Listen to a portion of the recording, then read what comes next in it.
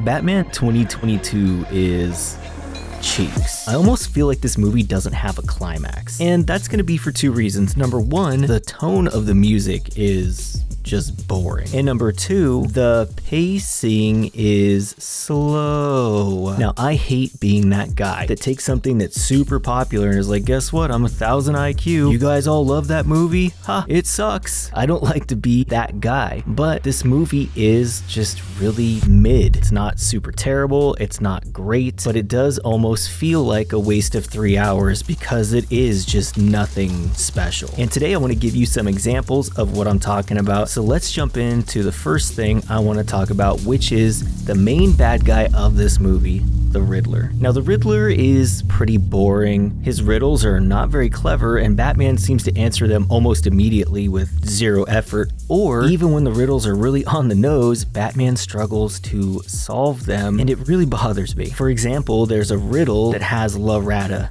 in it or something like that, and he deciphers that to mean the Penguin. Oh, we gotta chase the Penguin. So they go after him through a car chase scene on the freeway. They cause like a ton of car accidents and they blow up a fuel tanker, which is the opposite of saving people, by the way. Batman, just thought I'd let you know, even though you've done this in multiple movies now, like vehicular manslaughter doesn't seem to be a big concern for you. But they finally catch the Penguin, but he's not even the answer to the riddle, so they just basically endangered everybody on the highway. It's pointless. And then there's other things. Like, there's a scene where Riddler has strapped a bomb to the neck of the district attorney. He has to solve these riddles or the bomb's gonna go off. And Batman is there. Of course, he's solving the riddles pretty effortlessly, but in the end, bomb goes off anyway. And Batman is like 6 inches away from this bomb. Like, his face is right there at the bomb, looking at the timer go down. I don't know why he didn't just run away. He stands there, watches the timer go to 0. It blows up in his face. It throws him like 10 feet. This is a C4 explosive, and he gets up without a scratch. Now,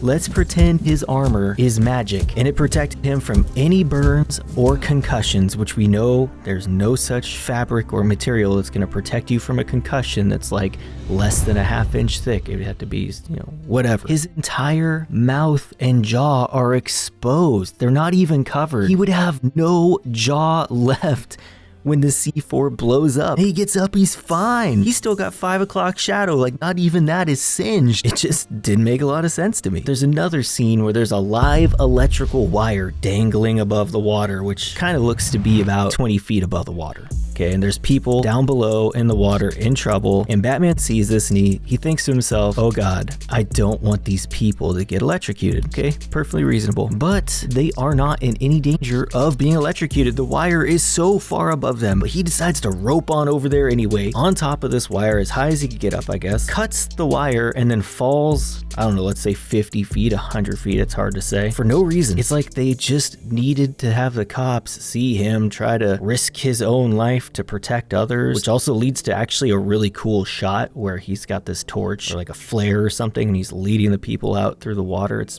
actually pretty cool, but the lead up to that of him cutting that line just was kind of dumb. It didn't make any sense. And then you have this like big finale scene at the end, okay?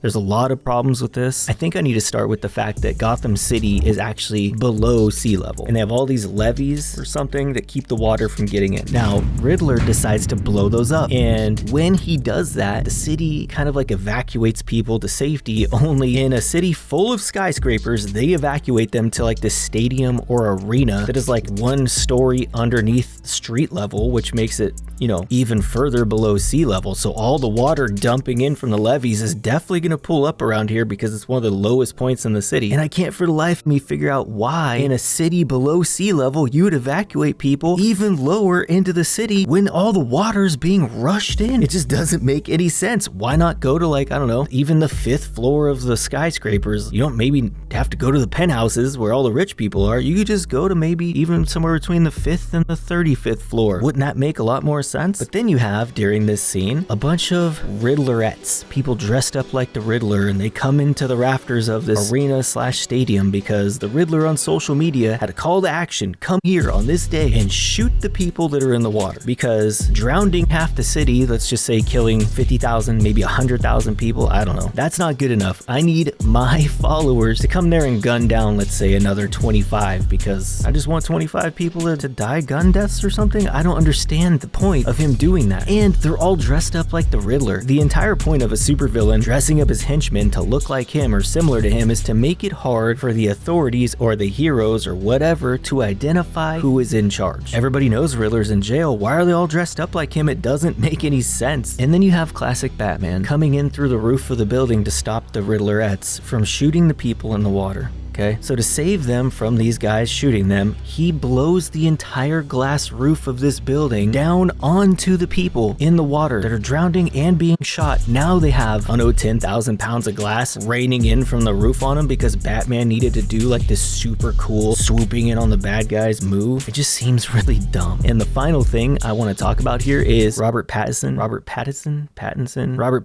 I don't know how you say his name. Look, he's not awful, okay, but he's not good. He kind of plays the same thing he played in Twilight, right? Angsty, quiet dude who just kind of stares into space a lot. The problem with him in this movie is that you can do that when you're Batman, that's fine. Batman is supposed to be like the representation of the pain and sadness that Bruce Wayne is feeling, but Bruce Wayne is supposed to be this charismatic, charming, billionaire playboy, but he's not in this movie. He's just like sad and damaged. And there's a point in the movie where the Riddler tells Batman, hey Batman, me and you, we only get to be our true selves when we're wearing our masks. And Batman's like, I don't know what the hell you're talking about. I'm always sad and angsty. And I feel like that might have been because they were confused on what tone they wanted to land the movie on until the end. And they wrap it all up and like, damn, we just kind of made him sad and angsty all the time. But should we cut this line? Or it's not the worst movie ever, okay? It's not. It's just not good. And if I'm gonna spend 3 hours watching TV, I think there's a lot better things that are out right now you could watch. I'll give you the short list. Tokyo Vice, probably the best show I've seen in a very long time. Right behind that is Moon Knight, another excellent show. And if you're looking for like gourmet junk food kind of show, there's Halo on Amazon Prime. It's, you know, it's